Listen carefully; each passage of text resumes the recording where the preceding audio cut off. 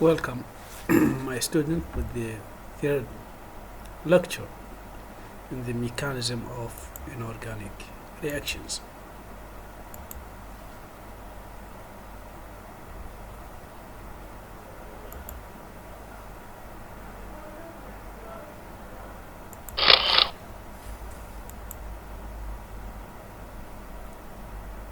In this lecture,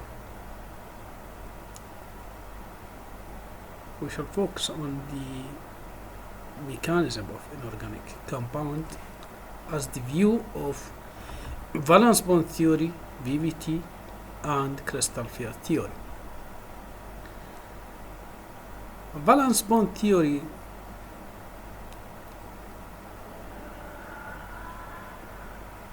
with relation to hybridization factors. So, it divided the complexes into two types: inner shell complexes.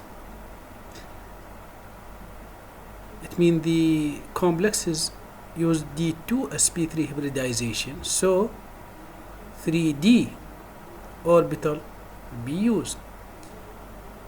So the bond would be shorter, stronger, and the complexes would be inert. The other type is outer shell complexes with sp3d2 hybridization. So these complexes use 4d orbital. So the bond is longer, weaker, and the complexes are labile. Let us see this example.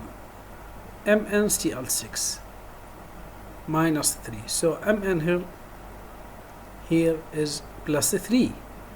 So Mn with 25 atomic number, argon 18 for S2 3d5. Mn plus 3, argon for S0 3d4. So the hybridization would be sp3d2 because there's no 2 empty orbital here. So the complex is labile. The other example, chromium hexacyanochromate. The chromium here is also plus 3. So chromium is argon 18 for S1 3d5. Chromium plus 3 for S0 3d3. Here there are 2 empty orbital may be used in D2sp3 hybridization. So these complexes would be inert.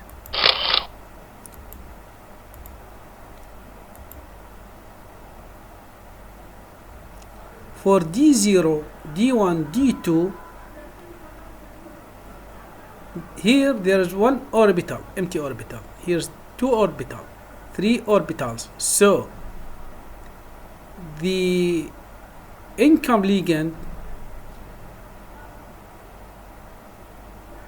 may attached in this empty orbitals. So these complexes would be labile. On the other hand, the low spin D3, D4, D5, D6, here there is no empty orbital here. So the incoming ligand would have a difficulties to enter here. So these complexes are inert.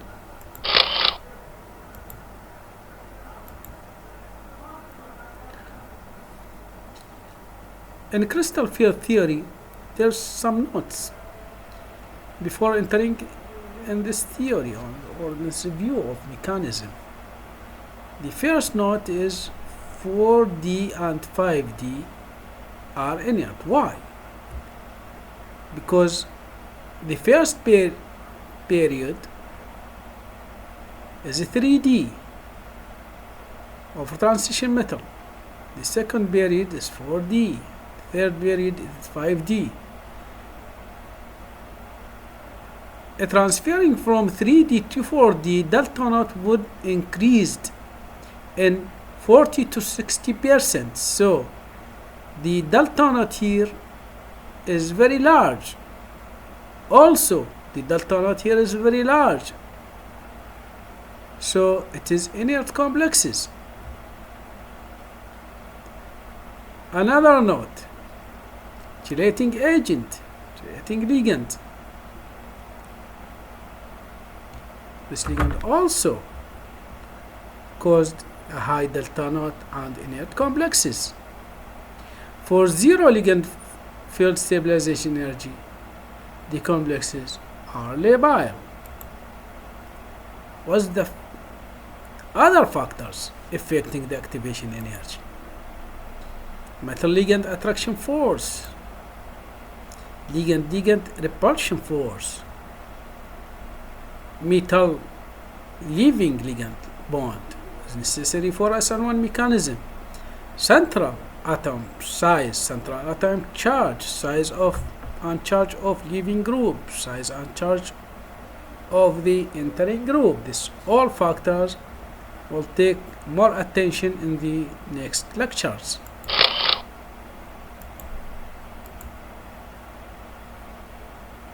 Associative mechanism.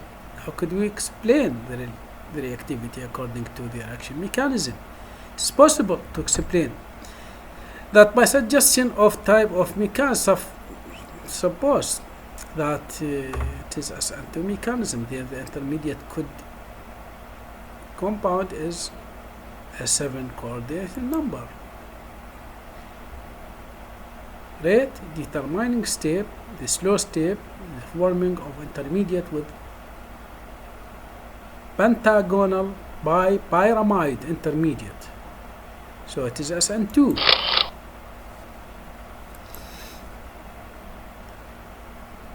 This octahedral T2G EG.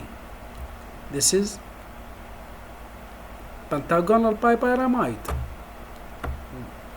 intermediate compound. The energy level XZYZ XY square X minus square Y square Z minus 528 plus 2 8 2 plus 4 9 2.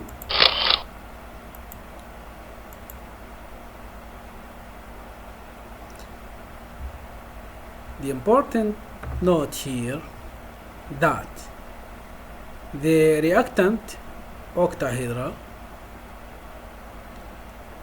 or the arranging of electrons in reactant must be the same in intermediate. So 3 ampere electron in D3 must remain 3 ampere electron in intermediate. 4 electron, 1 pair of electron and 2 ampere electrons. So here must be 1 pair an electron and 2 ampere electrons. This is necessary for calculations. Activation energy is the difference between intermediate pentagonal pyramide minus octahedral.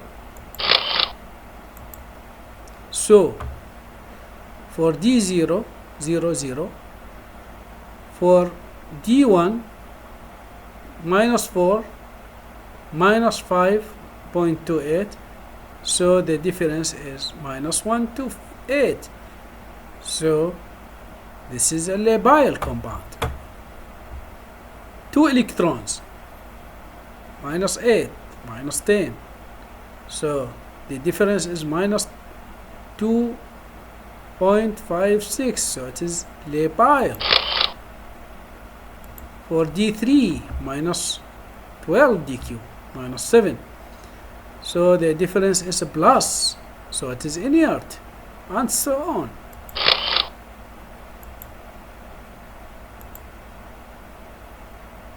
Dissociative mechanism. The explanation of reactivity here depends